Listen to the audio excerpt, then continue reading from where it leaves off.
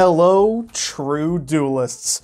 My name is Craig Fee, and as always, welcome to the Yu-Gi-Oh! Update. It's an update following a YCS, and you know what that means? That's right, 4 minutes of me talking about people who can play this game far better than I can. YCS Dortmund has come and gone, and wow, I can't believe it! Shizu's the winner again! In all seriousness, congratulations go to Vincenzo Orofino, whom I apologize to profusely for saying your name like that, and for having had to play against Fluanderies. But hey, he won the event with Shizu in a finals that surprisingly was not a mirror match. Yes, it was against Fluanderies. Again, sincerest apologies, no one should ever have to duel against that deck, but Flu, one of two decks to make it to the top 16 and not be your Teelermint Ishizu. The other notable deck to make it to the top tables was Draco Slayer. Yes, a Draco Slayer deck topped outside of the year 2016. Truly, this is one hell of a time to be alive. Still, these standouts are small in number. The top 64 for the event was 71% Shizu, still tier 0 with 45 out of the 64 available top spots. This chart here does seem pretty diverse, but by the time we reached top 16, it was a little less varied. Shizu had 13 of the top 16 spots, with 2 Fluanderies and the lone Draco Slayer, who lost against a Flu match in top 16 despite having 13 potential tier limit matchups. That's gotta feel rough. This is, of course, a surprise to hear. Pendulum is in fact the best deck! Let's go!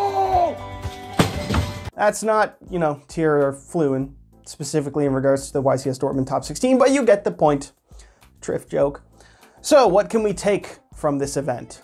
Well, the Draco Slayer card prices are maybe gonna go up, and who knows, maybe Fluanderies will be hit somewhat, seeing as it's the only other deck to consistently top in both of these past two YCSs wherein Shizu has been the tier 0 threat. Another notable aspect of YCS Dortmund was the semifinals did go into time, as the format often does. Joshua Schmidt had attempted to enter the battle phase as time was called, and after a delay from judges, it was ruled he could not go into the battle phase, and Vincenzo was declared the winner, who would then go on to the finals to win the entire event. It's worth noting that Joshua was not horribly upset by this, certainly not vocally, saying that he misplayed in game 1 of the match and it was a deserved loss, but once again this highlights just how brutal the new time rules are for the game. As both players playing it and as someone watching it, it sucks to see and it sucks to deal with.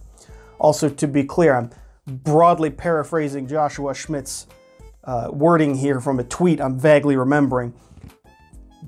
He said that it's, a deserved loss or something to that effect. I don't think I need to state that the guy who's won multiple YCSs is a good player. He's a damn good player.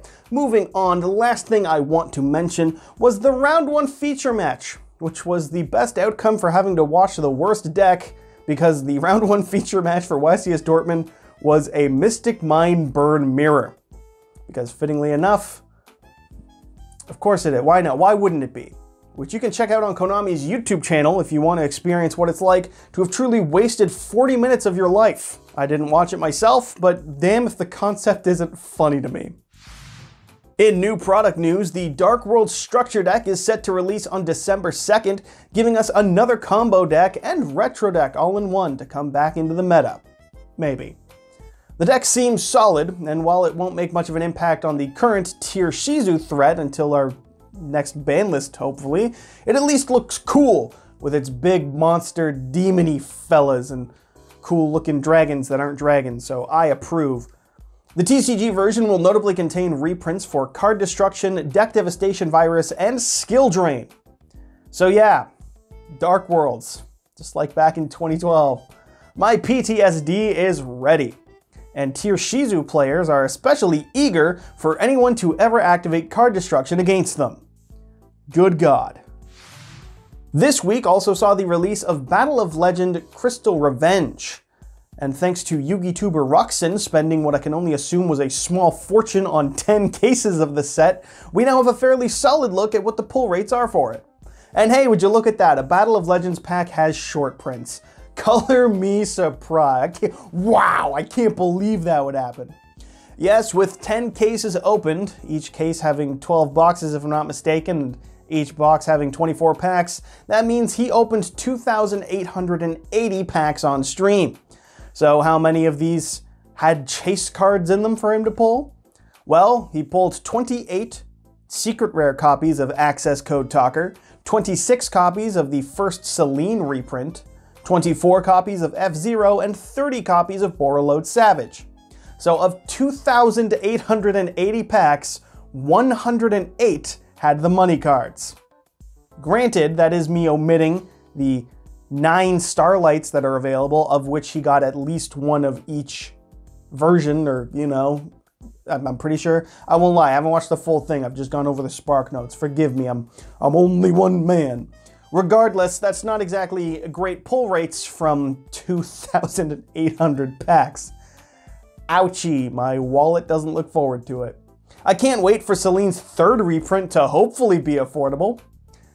It just can't make me want to spend money on the packs, eh, Konami? It's a damn shame.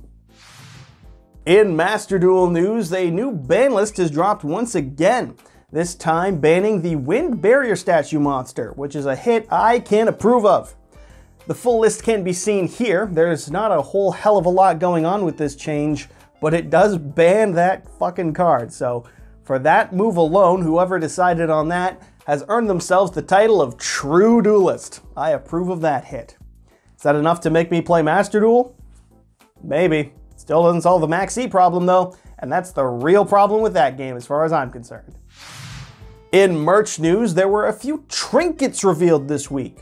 First up, yet another Dark Magician and Dark Magician Girl figure, and another Blue Eyes figure. The Dark Magician ones seem to be part of a lottery for Japan only, so fuck you if you wanted to get one stateside, I guess, I don't know.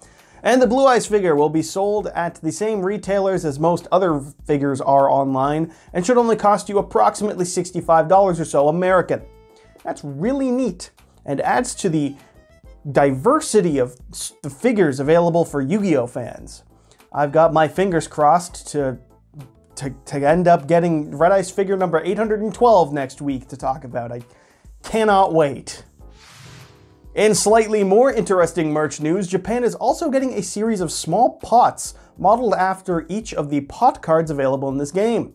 They're tiny little things and each come with a fancy card to accompany the model pot. This is, as always the case, a Japan exclusive, and they are being built to order, which means you probably aren't going to be getting them. But it's okay, because next year's Megatins will probably have Blue Eyes reprinted in it again, so we at least have that to look forward to. In community news, Konami's continued assault of Jesse Kotton continued this past weekend.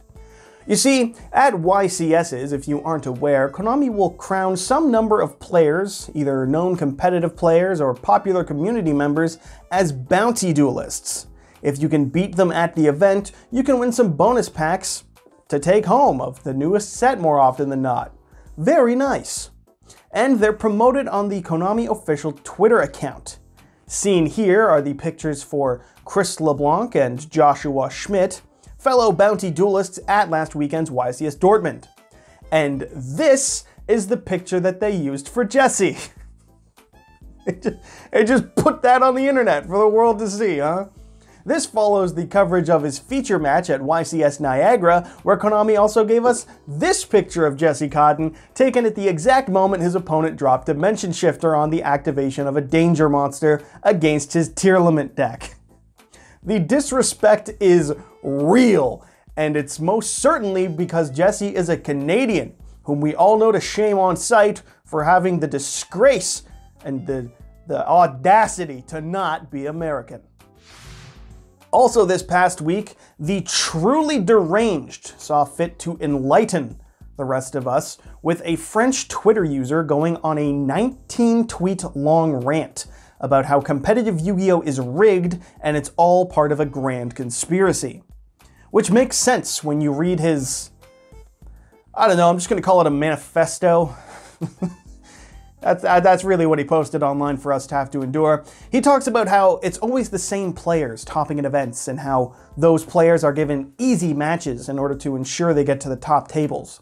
It could not possibly be that a player who dedicates time and effort and money to learning a format and all the matchups and all the different intricacies would do well at event after event, having understood the game and the format. No. It's rigged. And it makes even more sense because it furthers the proof that Konami wants to besmirch the name of Jesse Kotton, what with his 2018 feature match wherein he FTK'd a literal child on stream.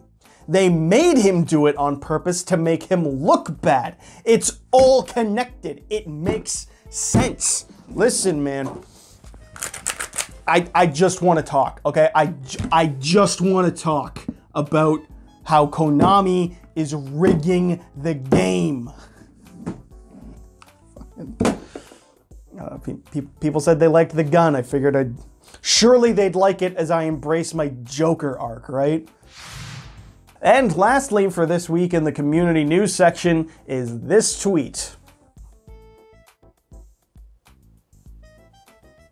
Yeah, for some people, it's that. And so that'll wrap it up for this week's update. As always, I've been your host, Craig Fee. Thank you so much for watching, and make sure you subscribe to YGO Strats for next week's update to impress your smoking Italian wife, and so that you too can be a true duelist.